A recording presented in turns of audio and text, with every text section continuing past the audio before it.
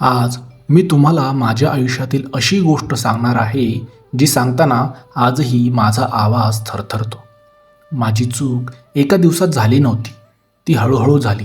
एकटेपणा, संवाद कमी होणं आणि मनातल्या भावना कुणाशीही न बोलता दाबून ठेवणं, यातून सगळं घडलं. माझं नाव स्वाती. माझं लग्न अमोलसोबत झालं तेव्हा माझं वय 23 वर्षांचं होतं. आमचं घर श्रीमंत नव्हतं, पण प्रेमाने भरलेलं होतं. अमोल मेहनती होता. त्याचं एक स्वप्न होतं, आईबाबांना सुख द्यायचं आणि आपलं स्वतःचं घर घ्यायचं. लग्नानंतरचे 6 महिने इतके सुंदर गेले की मला वाटायचं आयुष्य असंच कायम राहावं. पण एके दिवशी अमोल घरी आला. त्याच्या चेहऱ्यावर आनंदही होता आणि काळजीही. स्वाती, दुबईहून नोकरीची ऑफर आली आहे. मी काही क्षण काहीच बोलले नाही. तो म्हणाला, 2-3 वर्ष कष्ट करू, मग कायमचे एकत्र राहू. त्याच्या डोळ्यातील स्वप्न पाहून मी होकार दिला, पण मन मात्र रडत होतं. 2 महिन्यांनी तो दुबईला गेला. एअरपोर्टवर निरोप घेताना त्याने माझा हात हातात घेतला आणि म्हणाला, कितीही व्यस्त असलो तरी तुझ्याशी बोलल्याशिवाय दिवस पूर्ण होणार नाही. मी हसले, पण त्याच्या मागे वळून जाणाऱ्या पावलांकडे पाहताना माझे डोळे भरून आले. पहिले काही महिने खूप छान गेले. दररोज फोन, व्हिडिओ कॉल, हसणं, गप्पा यासारख्या गोष्टी व्हायच्या. यासोबतच भविष्यातील योजना. तो पैसे देखील पाठवायचा आणि म्हणायचा, हे सगळं आपल्या उद्यासाठी आहे. पण हळूहळू त्याचं काम वाढलं. कधी नाईट शिफ्ट तर कधी सलग 2 दिवस ओव्हरटाईम. कधी फोन फक्त 2 मिनिटांचा. स्वाती, खूप दमलोय, उद्या बोलू. मी म्हणायचे ठीक आहे. पण फोन कट झाल्यावर घरात पुन्हा शांतता पसरायची. दिवसभर सासू सासरे त्यांच्या कामामध्ये व्यस्त असायचे. मी घरकाम करायचे, पण संध्याकाळ होताच मन बेचैन व्हायचं. एकटेपणा माणसाला हळूहळू आतून पोखरतो हे मला तेव्हा समजलं. अशातच आमच्या शेजारचं रिकामं घर भाड्यानं दिलं गेलं. तिथे एक तरुण राहायला आला. त्याचं नाव रोहन होतं. तो शहरातल्या कंपनीत नोकरीला होता.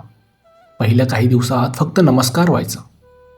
एक दिवस सासऱ्यांची तब्येत अचानकपणे बिघडली. मी घाबरले आणि रिक्षा देखील मिळत नव्हती. काय करावं समजत नव्हतं. तेवढ्यात रोहन आला. ताई, मी गाडी काढतो, चला. त्याने आम्हाला दवाखान्यात पोहोचवलं. डॉक्टरांनी सांगितलं की वेळेवर आणलं म्हणून धोका टळला. त्या दिवसापासून सासू सासरे त्याचं कौतुक करू लागले. मुलगा हा खूप मदतीचा आहे. तो अधूनमधून किराणा आणून द्यायचा, गॅस सिलेंडर उचलून द्यायचा किंवा एखादं छोटं मोठं काम करून द्यायचा. माझ्यासाठी तो फक्त एक चांगला शेजारी होता. पण त्या दिवसात मला एक गोष्ट जाणवू लागली. मी ज्या गोष्टी अमोलशी बोलायचे त्या आता मनातच राहू लागल्या. कारण तो व्यस्त होता आणि मी त्याला त्रास द्यायचा नाही असं ठरवलेलं होतं. पण मनात साचलेल्या भावना कुठेतरी वाट काढतातच. एक दिवस माझा वाढदिवस होता. सकाळपासून मी अमोलच्या फोनची वाट पाहत होते. संध्याकाळ झाली, रात्र झाली, फोन आला नाही. मी स्वतःला समजावत होते, तो कामामध्ये असेल. रात्री जवळपास 9 वाजता दारावरती टकटक झाली. दार उघडलं तर समोर रोहन उभा होता. त्याच्या हातात एक छोटंसं फुलाचं रोप होतं. तो म्हणाला, ताई, वाढदिवसाच्या शुभेच्छा. सासूबाईंनी सांगितलं होतं आज तुमचा वाढदिवस आहे. केक आणण्यापेक्षा हे रोप बरं वाटलं. वाढत राहील, आठवणही राहील. त्याच्या त्या साध्या भेटीने मला जाणवलं की माणसाला कधीकधी महागड्या वस्तू नको असतात. फक्त कोणीतरी आपली आठवण ठेवावी एवढंच पुरेसं असतं. मी रोप अंगणामध्ये ठेवलं. त्या रात्री उशिरा अमोलचा फोन आला. तो खूप दमलेला होता. तो म्हणाला, सॉरी स्वाती, आज तुझा वाढदिवस विसरलो. मी हसत म्हणाले, काही हरकत नाही. पण फोन ठेवताच माझ्या डोळ्यातून अश्रू वाहू लागले. त्या क्षणी मला समजलं, दूर राहणाऱ्या 2 माणसामध्ये अंतर फक्त किलोमीटरचं नसतं. कधीकधी ते मनामध्ये देखील निर्माण होतं. माझ्या वाढदिवसाची ती रात्र गेली, पण मनातली पोकळी मात्र तशीच राहिली. दुसऱ्या दिवशी सकाळी अंगणात ठेवलेलं ते छोटंसं रोप पाहिलं आणि नकळत माझ्या चेहऱ्यावरती हसू आलं. इतक्यात सासूबाई आल्या आणि म्हणाल्या, स्वाती, रोहनने काल खूप चांगलं काम केलं. आजकाल दुसऱ्यांसाठी कोण वेळ काढतं. मी फक्त मान हलवली. त्या दिवसानंतर आमच्या गप्पा वाढल्या. असं नव्हतं, पण शेजारी म्हणून रोजची विचारपूस व्हायची. ताई, बाजारात जातोय, काही आणायचं आहे का? मी नाही म्हणायचे. कधी दूध संपलं तर तो आणून द्यायचा. कधी घरासमोरचं झाड वाऱ्याने पडलं तर तो बाजूला करायचा. तो फक्त मदत करत होता आणि मी त्याकडे त्याच नजरेने पाहत होते. पण दुसरीकडे अमोलचं आयुष्यही सोपं नव्हतं. एका रात्री त्याचा फोन आला. त्याचा आवाज खूप थकलेला होता. स्वाती, सलग 14 तास काम करतोय. इथे सगळे आपल्या कुटुंबासाठी झगडत आहेत. मी विचारलं, इतका त्रास होत असेल तर परत ये ना. तू काही क्षण शांत राहिला. मग हळूच म्हणाला, आणखी थोडे दिवस. घराचं कर्ज फेडलं की कायमचं येईल. मी त्याला धीर दिला. पण फोन ठेवल्यानंतर मनामध्ये एक विचार सुरू झाला. तो माझ्यासाठी इतका कष्ट करतोय आणि मी त्याच्याशी 2 शब्दही नीट बोलू शकत नाही.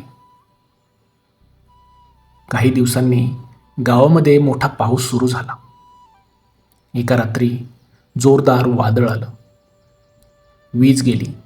सासरे गावाबाहेर नातेवाईकांकडे गेले होते आणि सासूबाईंची तब्येतही बरी नव्हती. घराच्या मागच्या बाजूला पत्रा उडाला. मी घाबरले. शेजारी आवाज दिला. रोहन आला. त्याने गावातल्या आणखी 2 माणसांना बोलावलं आणि सगळ्यांनी मिळून पत्रा पुन्हा बसवला. काम झाल्यावरती तो म्हणाला, ताई, आता काळजी करू नका. मी फक्त धन्यवाद म्हणाले. त्या रात्री मला एक गोष्ट जाणवली.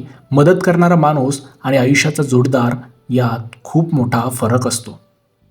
पण एकटेपणामध्ये हा फरक ओळखणं कधीकधी कठीण होतं. दिवस पुढे जात होते. एके दिवशी माझी मैत्रीण पूजा भेटायला आली. ती माझ्याकडे बराच वेळ बसली. निघताने तिने अचानक विचारलं, स्वाती, तू ठीक आहेस ना? मी हसत तिला म्हणाले, हो. ती म्हणाली, तुझ्या चेहऱ्यावरचं हसू आता आधीसारखं दिसत नाही. हे ऐकताच माझे डोळे भरून आले. मी तिला काहीच सांगितलं नाही.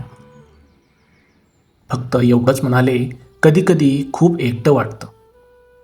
पूजा शांतपणे म्हणाली, एकटेपणा असला की जास्तीत जास्त आपल्या माणसांशी बोलायचं. मनामध्ये काहीही साठवू नकोस. तिचं वाक्य माझ्या मनात घर करून राहिलं. त्या रात्री मी स्वतःहून अमोलला मोठा मेसेज पाठवला. तुझी खूप आठवण येते. फक्त पैशासाठी स्वतःला इतकं झिजवू नकोस. मला तुझा वेळ जास्त महत्त्वाचा आहे. सकाळी त्याचं उत्तर आलं, माफ कर, मी तुझ्या भावना समजू शकलो नाही. आजपासून रोज कितीही उशीर झाला तरीही 10 मिनिटे नक्की बोलू. तो मेसेज वाचून माझ्या डोळ्यात पाणी आलं. मला जाणवलं समस्या अंतरात नव्हती, संवाद कमी झाला होता. पण नशिबाने आमची परीक्षा अजून संपवली नव्हती.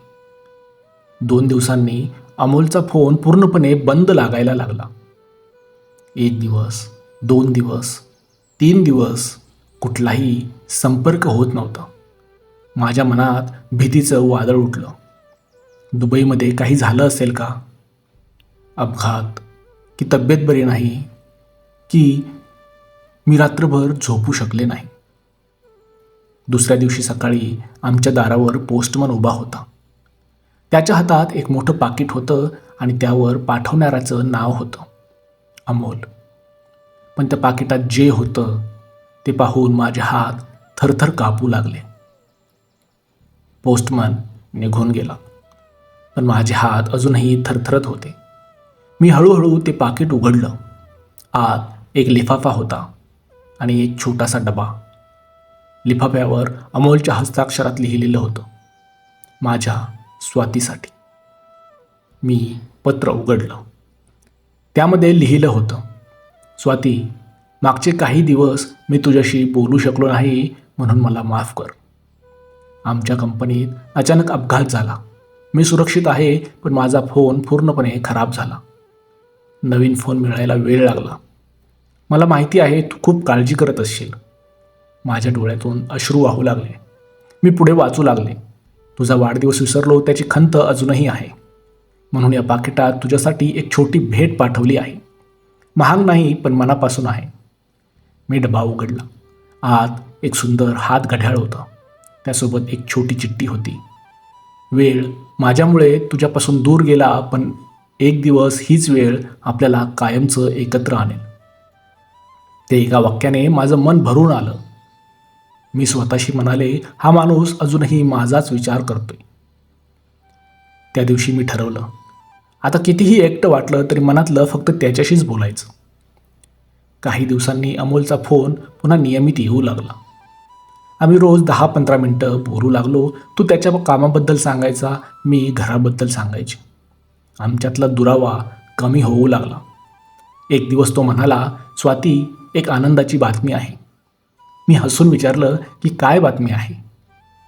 तो म्हणाला, आणखी 6 महिन्यात मी कायमचा भारतामध्ये परत येणार आहे.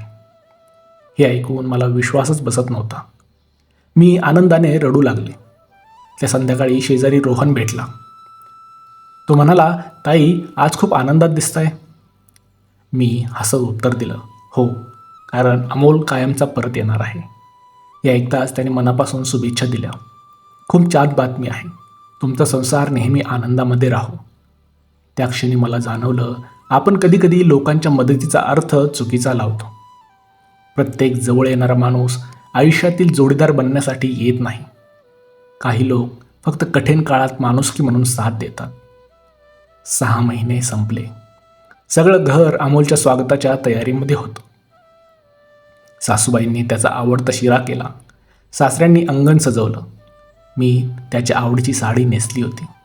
गाडी घरासमोर थांबली. अमोल खाली उतरला. 2 वर्षांनी आम्ही एकमेकांसमोर उभे होतो. क्षणभर कुणीच काहीही बोललं नाही.